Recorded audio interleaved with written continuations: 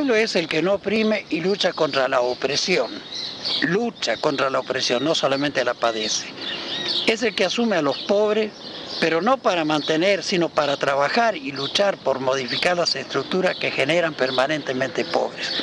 Es decir, hay una fábrica de pobres que no viene porque sí, por casualidad, sino porque es estimulada por antivalores, que se habla de un idioma y se procede con otra estructura. Pueblo es todo aquel que se suma a la angustia y esperanza de los pobres. Es el que se abre a los demás con amor, en la solidaridad, en la hospitalidad, en el compartir con los necesitados, con los que sufren, en la lucha diaria, no solo por subsistir, sino sobre todo por reasumir su papel liberador, ser yo, no lo que me manda que sea, sino aquello que yo puedo optar desde mi conciencia. El antipueblo es la fuerza que responde a intereses extraños. El antipueblo está personificado en una minoría, aunque hace mucha bulla, son una minoría. Es el que quiere conservar sus privilegios, es el que impide el crecimiento del pueblo y lucha por hundirlo en la opresión y en la esclavitud. El antipueblo es el que frena la historia, es el que entrega sin escrúpulo nuestro patrimonio, posibilitando una dependencia económica de grandes intereses internacionales. A fin de alcanzar su objetivo, el antipueblo necesita servirse de los poderes constituidos para ahogar la vida, las aspiraciones y los derechos del pueblo. Hay hombres que luchan un día y son importantes. Hay hombres que luchan un año y son mejores. Pero hay aquellos que luchan toda la vida. Esos son imprescindibles. Enrique Angelelli fue de los imprescindibles. Enrique Angelelli nació en Córdoba un 18 de julio de 1923. Un 24 de agosto de 1968 asumió como obispo de la diócesis de La Rioja, lo que aparecía como el camino al ostracismo a modo de castigo por su accionar con obreros cordobeses, se transformó en un escenario episcopal que movilizó a los amplios sectores riojanos sumidos en la postergación, promoviendo la formación de cooperativas de campesinos, alentó la organización sindical de los peones rurales, mineros y de las empleadas domésticas. En 1880, el ingreso per cápita de La Rioja era igual al de Córdoba y equivalente a la mitad de Santa Fe y de Buenos Aires. Pocos años después, el ingreso es de un 25% del ingreso por habitante de Capital Federal y tenía el 2.8% de la población total del país. Por ello, la principal apuesta de Angelelli fue organizar a los trabajadores que puedan conocer y defender sus derechos y generar y recuperar sus fuentes de trabajo. Una de estas experiencias cooperativas solicitó la expropiación del latifundio que había crecido a través de la apropiación de pequeñas parcelas porque sus propietarios no podían pagar sus deudas. El latifundio de la familia Salini, en la localidad de Anjullón, en el departamento de Castro Vallos.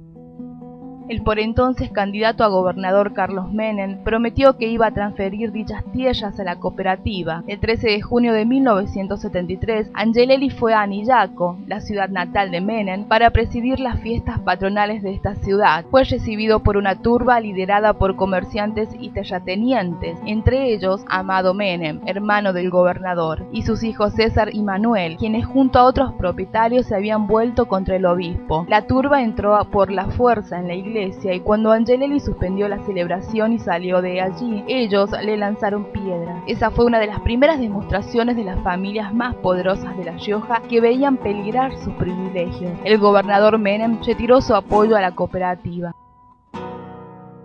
Las luchas en La Rioja fueron cada vez más importantes, en Chilecito, Chamical, Castro Vallos y la capital, con el acompañamiento de un medio de comunicación, El Independiente, conformada en cooperativa que reflejaba cada una de las luchas de la comunidad riojana e informaban sobre cómo avanzaban los planes dictatoriales de la Junta Militar. Comunica a la población que a partir de la fecha el país se encuentra bajo el control operacional de la Junta Militar. Se recomienda a todos los habitantes el estricto acatamiento a las disposiciones y directivas que emanen de autoridad militar, de seguridad o policial, así como extremar el cuidado en evitar acciones y actitudes individuales o de grupo que puedan exigir la intervención drástica del personal en operaciones. Firmado Jorge Rafael Videla, Teniente General, Comandante General del Ejército. En 1976, cuando las juntas militares asumen el poder del Estado Nacional, los trabajadores y sus organizaciones fueron las principales víctimas. La Rioja tuvo el 1 por 1000 de su población desaparecida, lo que muestra el nivel de organización y movilización de nuestro pueblo. Los curas Carlos de Dios Murias y Gabriel Longueville fueron asesinados a comienzos de un 18 de julio en Chamical. El campesino Wenceslao Pedernera fue asesinado en su casa frente a su familia un 26 de julio. Angelelli, quien iniciaba una investigación sobre el asesinato de sus curas, fue perseguido por un automóvil una siesta del 4 de agosto en Punta de los Llanos. Fue interceptado y le provocaron un accidente fatal. La carpeta de la investigación fue robada. El pasado 4 de julio, el Tribunal Oral Federal de La Rioja sentenció a cadena perpetua a quien determinó como culpables ideológicos del asesinato Luciano Menéndez y Luis Fernando Estrella. Impuesta a los imputados Luciano Benjamín Menéndez y Luis Fernando Estrella, y en consecuencia ordenar el inmediato traslado y alojamiento de los mismos en el establecimiento carcelario de la localidad de Bower, dependiente del Servicio Penitenciario.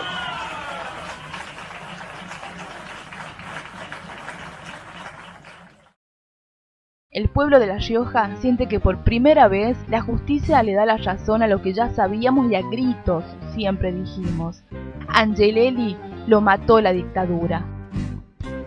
Hoy su ejemplo está más vivo que nunca. Los trabajadores riojanos seguimos creyendo en estas tierras, en este pueblo, en nosotros mismos y nuestra capacidad de producir y autogestionarnos. Tenemos todo el futuro por delante. Estamos empezando. Hasta los huesos y se endurecen nuestras